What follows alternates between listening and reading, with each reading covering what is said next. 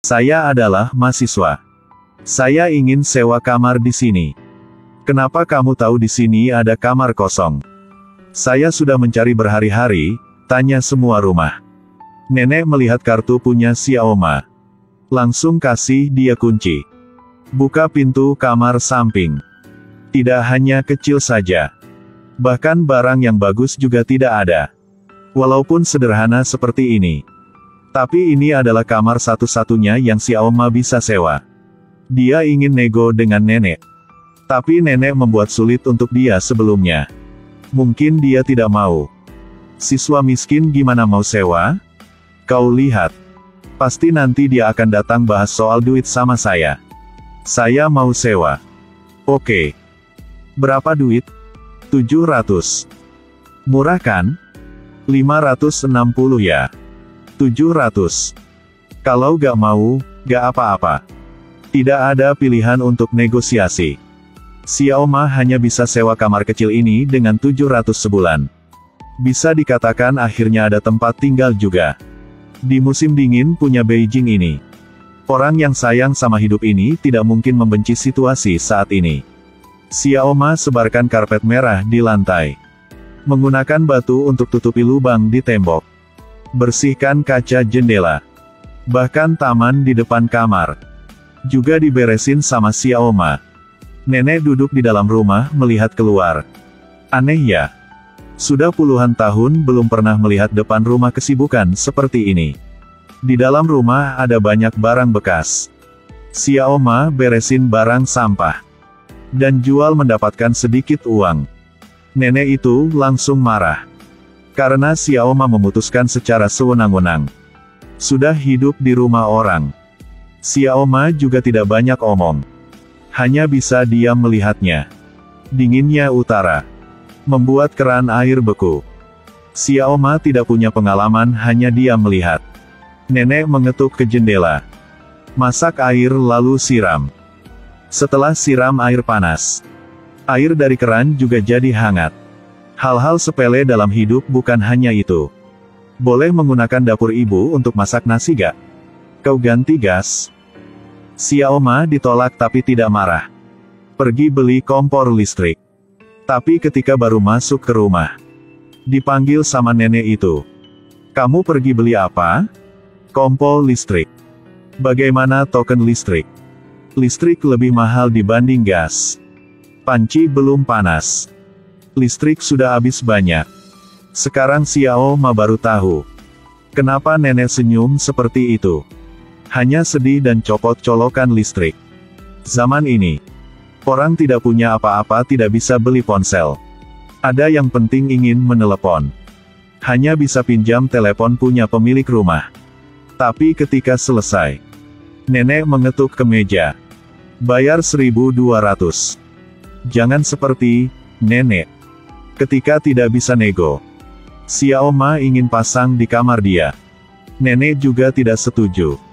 Akhirnya, kedua orang hanya bisa saling mengalah. Setiap bulan uang telepon rumah ibu habis berapa? Lebih dari 110 Rp. Sekarang gininya. Setiap bulan nenek bayar segitu kan? Juga jangan bayar lebih. Yang sisa aku yang bayarnya? Aku bisa.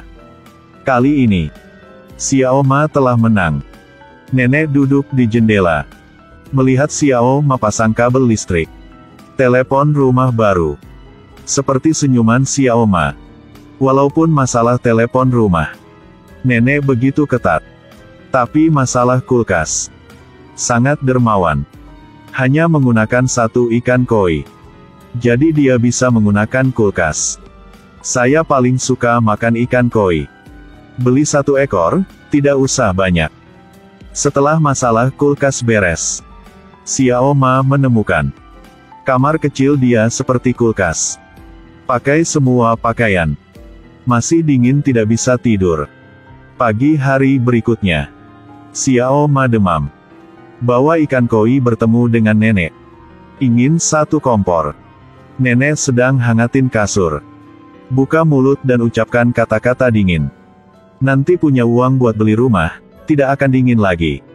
Xiao Ma hanya bisa pergi beli kompor. Ketika di luar sudah gelap, diam-diam pasang kabel listrik ke meteran listrik punya nenek itu. Ketika pulang langsung nyala kompor. Musim dingin di Beijing akhirnya juga tidak sulit lagi. Sampai suatu hari, Xiao Ma melihat kabel telepon dia dipotong. Dia langsung lari ke kamar nenek. Telepon rumah ada masalah apa? Sudah potong. Kenapa? Tengah malam menelepon. Berisik, saya tidak bisa tidur. Tidak boleh seperti itu. Aku ada banyak hal yang harus menggunakan telepon rumahnya. Kalau gitu aku pakai punya neneknya. Aku kan yang bayar. Cepat pasang lagi. Saya tidak perlu kamu bayar tagihan. Saya juga tidak biarkan kamu menggunakan telepon lagi. Nenek kepala keras tidak mau mendengarnya. Xiao Ma tidak bisa menahan lagi. Pergi ingin nego harga sama nenek itu. Tentu saja tidak ada yang mau kalah. Xiao Ma, nenek tidak izinkan kamu pasang lagi. Kalau gak mau kamu pindah saja. Besok langsung pergi. Oke, besok pergi. Aku sudah dapat kamar baru. Kamu cepat pergi. Di sini tidak butuh kamu lagi. Nenek benar-benar jahat. Tentu saja tidak ada yang peduli. Kau adalah gadis muda yang nakal. Juga tidak ada yang mau sama kamu. Buta. Harus mengatakan nenek ini sudah tua. Setelah selesai bertengkar, pegang dada masuk ke dalam rumah. Langsung minum obat buat jantung. Xiao Ma juga panik. Langsung bawa air hangat dan obat. Tidak berani berantem sama nenek lagi. Tapi nenek masih usir keluar. Walaupun di luar Xiao Ma bilang sudah mendapatkan kamar baru. Tapi bagi siswa yang tidak punya masukan, bagaimana bisa langsung pindah ke tempat lain? Akhirnya, hanya bisa menelan air mata dan tetap di sini. Naik sepeda keluar cari kosan sepanjang hari. Balik ke rumah. Melihat pintu sudah dikunci. Nenek melihat Xiao Ma pulang. Langsung marah dengannya. Bajingan, berani diam-diam pakai pemanas kamar. Berani curi listrik punya saya. Kau membuat saya marah sampai copot gigi ini. Kamar tua itu akan terbakar. Kau ingin bunuh saya ya? Ternyata lupa matiin. Karena watt terlalu gede. Membuat satu gang ini mati lampu. Bahkan polisi juga datang ke rumah. Xiao Ma hanya bisa pergi ke kantor polisi untuk bayar denda. Keluar dari kantor polisi. Hati Xiao Ma hancur. Malam kedinginan tidak bisa tidur. Hanya bisa makan mie. Gadis kecil memutuskan. Kali ini harus pindah dari sini. Tidak perlu bertemu dengan nenek jahat ini lagi. Tapi hubungan dari orang sama orang itu sangat menakjubkan. Melihat Xiao Ma akan pergi, nenek menjadi lembut. Takut Xiao Ma akan pergi. Hanya dia sendirian tinggal di sini. Mungkin karena sudah tua. Suka ada orang lewat. Nenek merasakan. Gadis seperti Xiao Ma ada sifat sangat mirip dengannya. Melihat calon istri dari cucu, sangat cocok dengannya. Dalam kamar saya ada buah. Kamu mau makan gak? Dibawa sama cucu saya. Cucu nenek kerja apa? Kuliah IT. Sepertinya benar mempelajari jurusan itu. Cucu sangat baik. Oke. Kenalinya. Mendengar jawab punya Xiao Ma, nenek tidak hanya suruh cucu pasang telepon rumah lagi. Bahkan menolak pasangan suami istri yang mau sewa kamar dengan harga lebih mahal. Kedua orang ini punya sifat yang sama. Dan akhirnya ada waktu tinggal bersama dalam damai. Sudah mau akhir tahun. Xiao Ma membuat suasana menjadi hidup. Dekor rumah. Nenek melihat di dalam rumah menjadi ramai. Dalam hati sangat senang. Awalnya mengira dua tong mesiu ini bisa hidup bersama. Tapi dengan cepat meledak lagi. Karena Xiao Ma pergi bayar tagihan ponsel rumah. Melihat tagihan 1 juta lebih. Lebih banyak dari uang sewa kontrakan dia. Tidak ada yang mau ngakui. Dan bertengkar terus. Xiao Ma tidak bisa berantem dengan nenek tua. Hanya marah dan langsung lari keluar. Nek juga tidak berhenti. Keluar.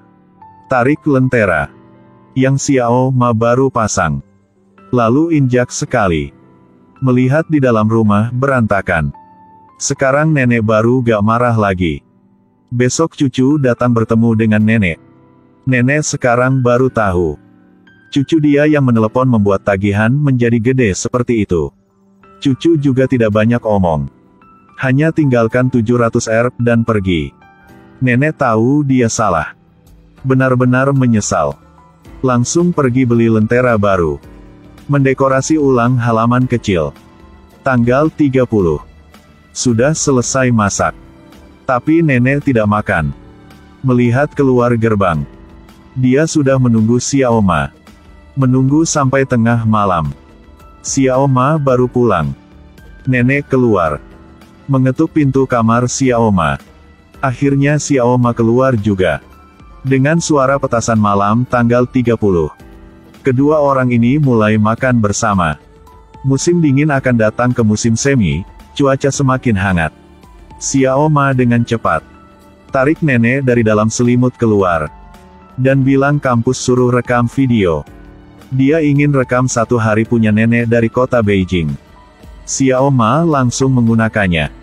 Ingin nenek membuat babao. Terus ingin nenek berjemur di luar. Sampai ngantuk juga harus rekam ulang. Tapi hari punya nenek ini sangat sederhana. Bangun lalu tidur lagi. Bangun langsung makan. Selesai makan langsung tidur lagi. Hidup sangat membosankan.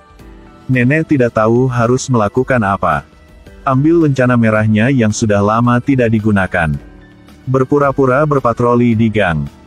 Tetangga melihat itu. Juga ikuti permainan punya mereka. Dari tetangga. Xiao Ma lebih mengerti hidup susah punya nenek. Nenek ini bukan orang biasa. Pernah menjadi tentara. Pernah naik kuda. Selamatkan banyak orang. Kakek sudah meninggal. Menikah tahun kedua sudah meninggal. Hidup ini tidak punya anak. Adopsi 1 anak. Jika omong fashion. Harus melihat kaos punya nenek tetangga. Selesai makan malam. Akhirnya Xiao Ma juga selesai rekamnya. Pandangan matanya telah diubah oleh hantu aru-aru, sehingga orang yang telah dirasukinya akan menurut saja kemana ia akan dibawa. Tidak bayar? Uang apa? Aku tidak punya uang. Ada di TV gak? Kalau gitu ngapain siksa nenek? Xiao Ma dan nenek menjadi lebih dekat lagi. Sebelumnya kalau mau pakai kulkas harus beli ikan koi. Sekarang kulkas penuh. Langsung ambil barang punya nenek keluar. Walaupun di luar nenek masih omong. Tapi tidak marah seperti dulu lagi. Musim ini kamar Xiao Ma panas. Langsung lari ke kamar nenek untuk tidur. Nenek masih suka omong. Tapi kata-kata ada teguran. Kau coba lihat, sekarang tempat ini sudah menjadi rumah kamu. Mau ngapain terserah. Nanti juga jangan usir saya. Xiao Ma tidak peduli. Tidur di situ. Menunggu nenek tidur.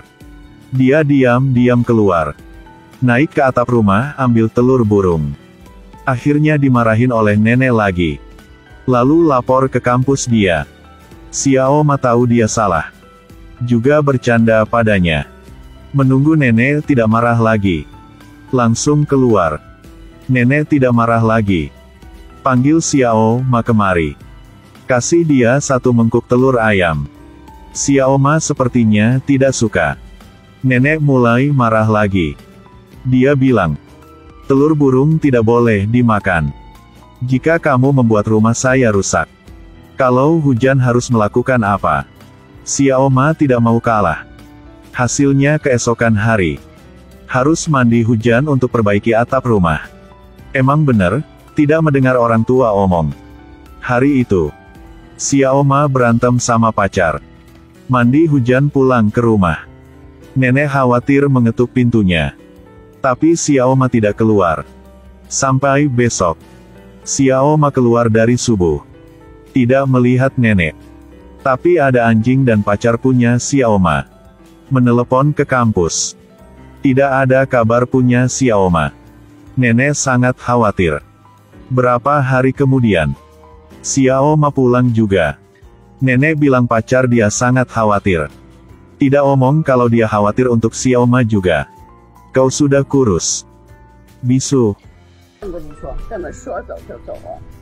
Kenapa gak omong apa? Kenapa gak omong apa dan langsung pergi? Tidak mau telepon juga. Anak itu tidur di luar pintu berapa hari. Pikir kau tidak bisa menahannya. Kenapa kau kejam seperti itu? Saya juga kasihan sama dia. Kenapa bisa seperti itu? Itu tidak baik. Nenek tidak sekuat seperti awal. Dari omongan itu semua cinta. Musim panas lagi. Anak nenek datang. Di sini sudah lama. Baru kali ini Xiao Ma bertemu dengan anak nenek. Tapi dia hanya bawa 2 ekor ikan koi datang. Lalu langsung pergi. Ada waktu. Xiao Ma akan cuci rambut untuk nenek. Gunting rambut. Kebetulan masak buat nenek. Enak. Nenek ingin kasih Xiao Ma pinjam dapur. Tapi Xiao Ma tidak menjawab. Ternyata, dia dan pacar sudah mendapatkan rumah baru. Hari ini akan pindah keluar. Nenek sedih berbaring di tempat tidur. Tidak mau keluar. Xiao Ma juga tidak mau seperti itu. Dia mengerti hati nenek. Tapi dia harus pergi. Seperti anak menikah. Harus pergi jauh. Ketika Xiao Ma pergi, membuat rumah menjadi tidak ada daya hidup. Nenek mulai menghadapi kesepian dalam waktu terakhir kehidupan. Berapa hari kemudian, Xiao Ma pulang bawa barang sisa pergi. Nenek keluar. Datang ke kamar kecil itu. Melihat kamar pernah ada orang tempatin. Menjadi kosong lagi. Dalam hati tidak senang. Dia berbalik dan pegang tangan Xiao Ma. Kau ingin pindah? Langsung bawa semua barang pergi? Iya, aku sudah dapat tempat baru. Sesuatu yang kosong bukanlah sebuah ruangan. Tapi itu adalah hati nenek. Ketika sedang beres kamar sama pacar, Xiao Ma mendapatkan panggilan dari tetangga. Dia langsung lari ke gang itu. Masuk ke dalam rumah. Tapi nenek sudah tidak bisa omong lagi. Kau baru pergi. Dia langsung sakit. Terus memanggil nama kamu. Aku tidak mau pergi. Mulai sekarang aku akan sering main ke sini. Tapi, anak nenek ingin bawa nenek balik ke kampung. Karena cucu akan menikah. Ingin ambil rumah punya nenek. Sebelum pergi, dia pegang tangan Xiao Ma dengan erat. Muka sedih. Akhirnya tidak bisa lewat ban mobil yang sedang berjalan. Tapi anak punya nenek mengatakan kata-kata dingin. Saudara sendiri tidak mendekat itu. Tinggal sama orang luar. Baru berapa hari. Sudah sedih seperti itu. Emang sangat aneh. Ketika kau pergi, nenek tua itu terus memanggil nama kamu. Gue melihat bawa dia ke rumah kau sekalian saja. Lalu, Xiao Ma duduk di kereta lalu pindah ke bus. Datang ke kampung untuk negokin nenek. Kedua ketemu langsung pegang tangan. Nenek tidak bisa omong lagi. Xiao Ma bawa obat dari kota. Nenek langsung menangis. Mata Xiao Ma juga basah. Sekarang nenek seperti anak kecil ditinggalin. Di jalan pulang, Xiao Ma tidak bisa menahan lagi, terus menangis. Dia tidak menyangka. Kali ini adalah kali terakhir. Di jalan yang ramai itu, Xiao Ma mendapatkan kabar jika nenek sudah meninggal. Di momen itu, dia merasa hati sudah hancur. Mungkin, kau akan mengerti apa arti dari hubungan ini. Hubungan dari orang sama orang sangat menakjubkan, bukan? Dari kata, sayang. Walaupun kalian adalah pasangan atau teman, atau orang biasa bertemu di taman biasa, berikan cinta yang tulus. Bisa merasakan kelembutan dunia. Xiao Ma datang ke rumah itu lagi. Melihat rumah sudah dibagusin. Ada banyak tampilan baru. Kali ini, dia tidak masuk ke dalam. Karena, di situ tidak ada orang yang dia kangen lagi. Waktu itu, salju di dalam gang sangat tebal. Tapi hati orang-orang itu hangat.